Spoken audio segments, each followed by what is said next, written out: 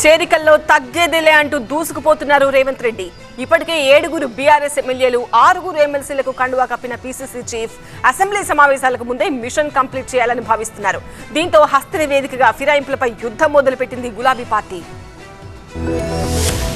తెలంగాణలో పార్టీ ఫిరాయింపుల అంశం పొలిటికల్ హీట్ పుట్టిస్తోంది. నేతల వలసలపై బీఆర్ఎస్ కాంగ్రెస్ నేతల మధ్య మాటల యుద్ధం కొనసాగుతోంది. ఆపరేషన్ ఆకర్ష్ పేరుతో కాంగ్రెస్ పార్టీ ఇప్పటికే 7 బీఆర్ఎస్ ఎమ్మెల్యేలు 6 ఎమ్మెల్సీల్ని పార్టీలో చేర్చుకుంది.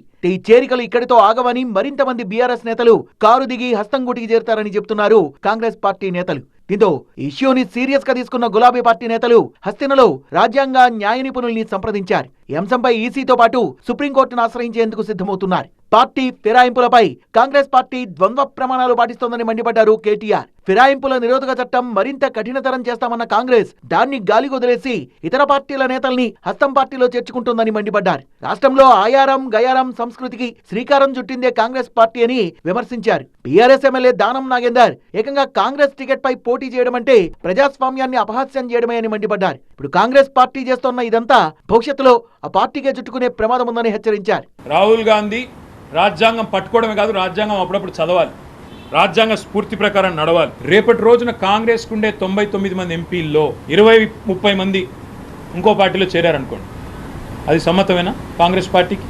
కాబట్టి కాంగ్రెస్ ఆలోచించుకోవాలి. ఇవాళ వాళ్ళు చేస్తున్నది రేపు మళ్ళీ వాళ్ళకి తిరిగి చుట్టుకునే ప్రమాదం ఉంది. అసలు ఈ తెలంగాణలో ఈ ఫిరాయింపుల పర్వానికి శ్రీకారం చుట్టింది ఎవరండి? 2004లో రాజశేఖర రెడ్డి గారు కాదా? ఫిరాయింపులకు చట్టబద్ధ విలీనానికి చాలా తేడా ఉందన్న కేటీఆర్ కాంగ్రెస్ రాజ్యాంగ విరుద్ధంగా వ్యవహరిస్తోందన్నారు. కాంగ్రెస్ లో చేరిన తమ పార్టీ ఎమ్మెల్యేలపై అనర్హత వేటు తప్పదని, ఆ స్థానాల్లో ఉప ఎన్నికలొస్తాయని, ప్రజాక్షేత్రంలో వారికి పరాభవం తప్పదని కేటీఆర్ స్పష్టం చేశారు. రాజ్యాంగ రక్షకుడిగా రాహుల్ గాంధీ ఆస్కార్ అవార్డు స్థాయిలో నటిస్తున్నారని, ఆచరణలో మాత్రం రాజ్యాంగానికి విరుద్ధంగా వ్యవహరిస్తున్నారని మండిపడ్డారు కేటీఆర్. పార్టీ ఫిరాయింపులపై అవసరమైతే రాష్ట్రపతితో పాటు లోక్సభ స్పీకర్ను కలుస్తామని, సుప్రీంకోర్టులో న్యాయ పోరాటం చేస్తామని స్పష్టం చేశారు కేటీఆర్. మరి బీఆర్ఎస్ చేస్తున్న ఈ హెచ్చరికలపై కాంగ్రెస్ ఏ విధంగా కౌంటర్ ఇస్తుందో చూడాలి.